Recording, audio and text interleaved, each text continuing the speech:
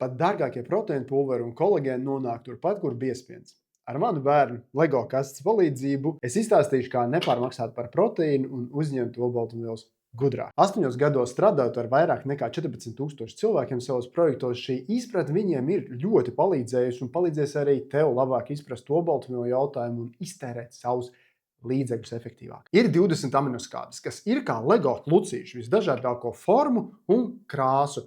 Tās var savienot miljonos dažādu kombināciju, un tad šīs kombinācijas arī sauc par olbaltumvielām, arī par proteīniem, peptīdiem. Tās visas vienā vārdā ir olbaltumvielas. Pirms ķeramies pie tā, kā gudrāk tās ēst, ir jāzina, kas notiek organismā. Kā tas veido savu nepieciešamās olbaltumvielas, un tam tās vajag ne tikai muskuļiem, bet arī, piemēram, matiem ir keratīns, ādai, saitēm, locītavām ir kolagēns, un tā ir visvairāk pārstāvētā olbaltumviela mūsu organismā.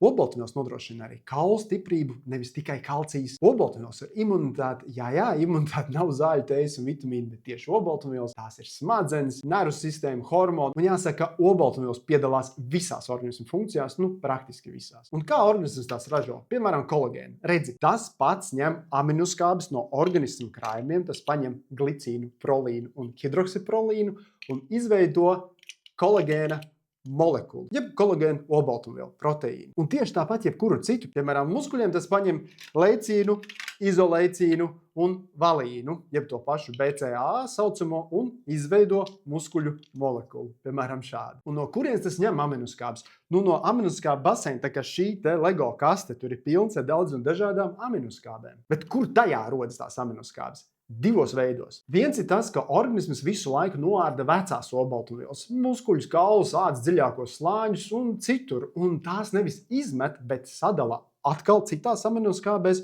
un izmanto atkal.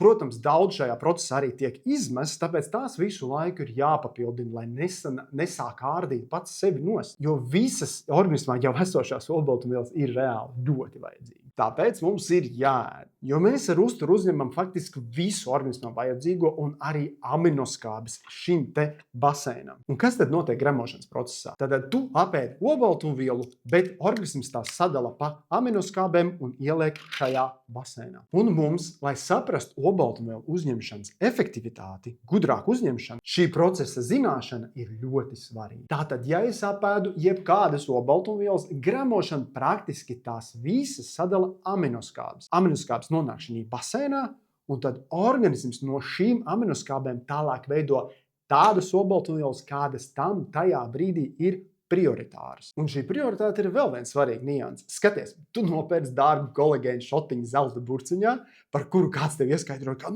tik būs skaistie mati un āda. Tu šo dārgo kolagēnu izdzer, bet tas tiek sadalīts aminoskābēs un tālāk tiek izmantots, piemēram, imunitātei vai asinsvadu sieniņu atjaunošanai. Un tu droši vari tajā brīdī iesniegt protestu savam organismam. Tur, hei, klausieties, es jums tur samaksāju 10 eiro. Imunitāte, lietas nost, šitas nav tev, atdod ādai. Tas taču ir dārgais kolagēns, man vajag skaistumam, nevis imunitātei. Bet imunitātei ir vienalga, visiem ir vienalga. Organisms aminoskābes izmanto pēc sava, nevis tava prāta. Un tu esi piečakarēts, jo pārāk ticēji uzturbagātinātāju solījumiem. Piemēram, mati un to veido olbaltumvielu keratīns vispār ir vienā no pēdējām vietām pēc prioritātes. Un tātad, ko tas nozīmē tev olbaltumvielu uzņemšanā? Lai cik dārgas un īpašas olbaltumvielas, proteīnus, peptīdus, pulverus, šotus vai aminoskābes tu uzņemtu, tās nonāk tieši turpat, kur biespiens un makaroni. Jā, arī makaronos ir nedaudz olbaltumvielas, tāpat kā gandrīz visos pārtiks produktos. Un tieši ēdamās, jeb īsta ēdiena olbaltumvielas palīdzēs arī labāk tikt galā ar svāru un emocionālo ēšanu, saldumkāri. Un ir vienalga, vai šīs aminoskābes nāca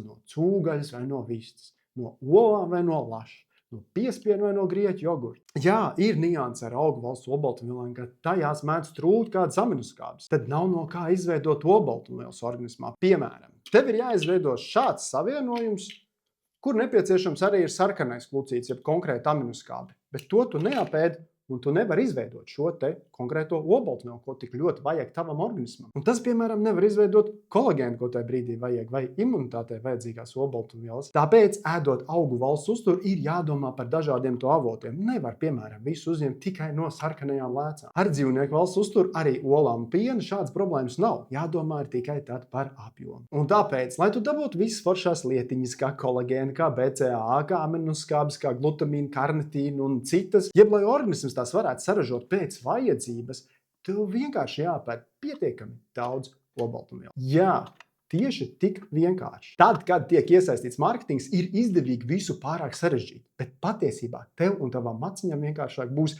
ja domāsi, kā apēst atbilstošu olbaltumvielu apjomu savām vajadzībām.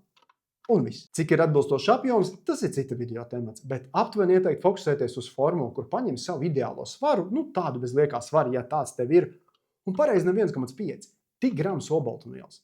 Palīdz arī mākslīgam intelektam tikt ar šo galā. Ja tev ir šāda izpratne, tas palīdz labāk ēst un sakārtot svaru. Manām programmām vienmēr ir šīs papildus nianses, kuras iemācu, un ar to tās arī atšķirās no citām. Meklē par tām info aprakstā vai pieraksties citiem ērtiem padomiem e-pastā. Un nosties arī šo nākamo video. Tas palīdzēs vēl labāk saprast citas ēšanas nianses.